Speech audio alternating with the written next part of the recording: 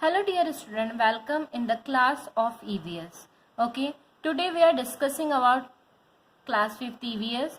Actually, due to COVID-19, your 40% syllabus has been deleted. Okay, only remaining 60% syllabus is asked in your final exam. So today I am telling about your 60% syllabus. Okay, which chapter we consider and which one we deleted. Okay, so we start our organ system, bones, muscle. Let's be clean and healthy, safety first, eat right and feel right. यहाँ तक हम already क्या कर चुके हैं, पढ़ चुके हैं. इसके बाद chapter number 6, chapter number 7, chapter number 8, chapter number 9, chapter number 10, chapter number 11. ये 6 चैप्टर हम इस सेशन में पढ़ने वाले नहीं है. ये 6 चैप्टर डिलीट कर दिए गए हैं, तो आपके एग्जाम में ये 6 चैप्टर पूछे नहीं जाएंगे. हम डायरेक्ट आज पढ़ने वाले हैं द थार डेजर्ट. ओके, इसके अलावा कुछ और चैप्टर भी डिलीट किए गए हैं, जैसे India under British, then machine make our world easy, seeing is believing and Indian constitution. Okay, ये कुछ और रिमेनिंग 4 चैप्टर हैं जो आपके सिलेबस में से डिलीट कर दिए गए हैं. टोटल 24 चैप्टर्स हैं क्लास 5th के ईवीएस में, जिसमें से 60% सिलेबस आपके एग्जाम में आएगा और 40% सिलेबस डिलीट कर दिया गया है. 60% syllabus that means total 14 chapter आपके एग्जाम में पूछे जाने वाले हैं. रिमेनिंग 10 चैप्टर जो हैं वो डिलीट कर दिए गए हैं. So today we are discussing about the Thar desert. Chapter number 12, the Thar desert. Okay, so in this chapter we are considering the following topic: location, physical features of desert, vegetation, climatic condition, people and occupation, significance of Great Indian Desert. Okay, so let's start the chapter. Factopedia. The Desert National Park Jaisalmer has a collection of fossils of animal and plant. 18 million year old, some fossils of dinosaur of 6 million year old have also found in the area. Okay, the desert of national park. The desert national park Jaisalmer में है. ये जो है, अगर हम इसमें बात करें तो इसमें बहुत सारे एनिमल और प्लांट के फॉसिल्स प्रेजेंट हैं, कलेक्ट करके रखे हुए हैं. 180 मिलियन ईयर पुराने ये जो फॉसिल्स है, इसके अंदर 6 मिलियन ईयर ओल्ड एक डायनासोर का फॉसिल्स भी प्रेजेंट है. मतलब ये जो नेशनल पार्क है जैसलमेर के अंदर, इसके अंदर 6 मिलियन ईयर ओल्ड डायनासोर का फॉसिल्स भी प्रेजेंट है. So location. The world desert means the arid hot sandy area of landscape. ठीक है, इन्होंने डेजर्ट क्या बोला? डेजर्ट वो जगह होती है जो कैसी होती है, हॉट होती है, सैंडी होती है, और जहाँ पे कैसी होती है, गर्म हवाएं चलती रहती हैं. द ग्रेट इंडियन डेजर्ट और the desert is situated between the Aravalli hills in the state of Rajasthan and Gujarat.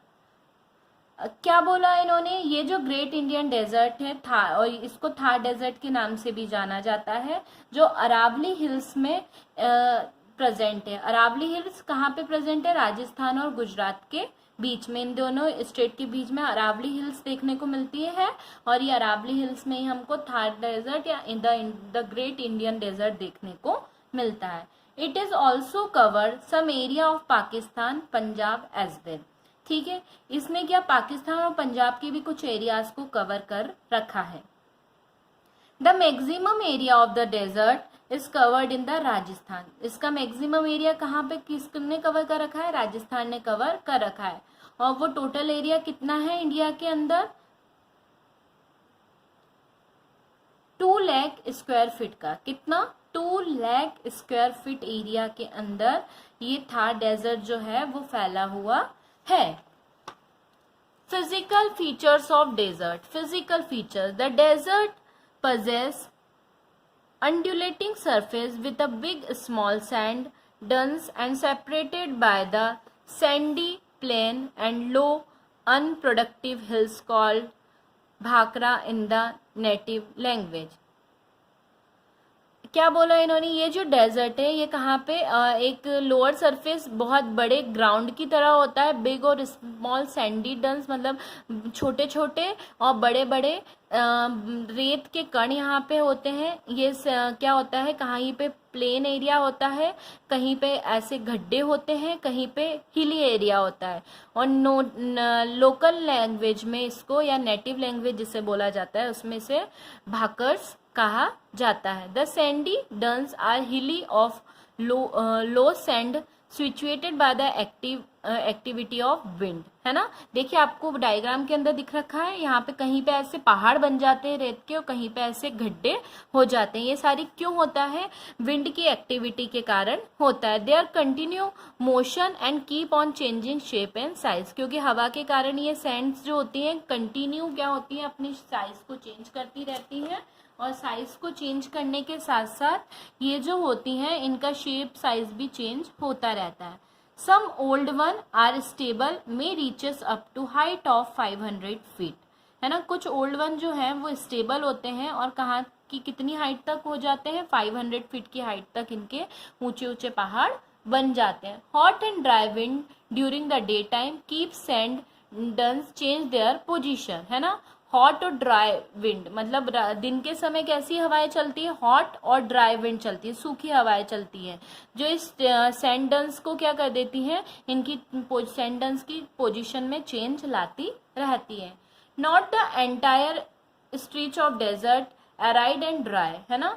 ये पूरा जो एरिया होता है वो कैसा होता है, सूखा और कम हवादार नहीं होता है। At some places oases are formed. They are small lake-like features which come to surface due to the presence of underground springs. ठीक है, हमेशा हमको सूखी या फिर ड्राई प्लेसेस या बिना पानी वाली, बिना हवा वाली देखने को नहीं मिलती। बहुत सी बार बहुत सी जगहों पे क्या प्रेजेंट होते हैं, ओसास प्रेजेंट होते हैं। दैट मीन्स कि वहाँ पे पानी प्रेजेंट होता है स्प्रिंग के फॉर्म में, जो क्या होता है छोटे छोटे से लेक्स के फीचर्स होते हैं जो अंडरग्राउंड स्प्रिंग्स के रूप में ऊपर आ जाते हैं। Oases can be very in size about 2.5 एकड़ to much larger area in the desert. कितने एरिया से कितने एरिया के बीच में ओसास देखने को मिलते हैं, ये 2.5 एकड़ से लेके इससे ज्यादा लार्ज डेजर्ट एरिया में भी देखने को मिल सकते हैं।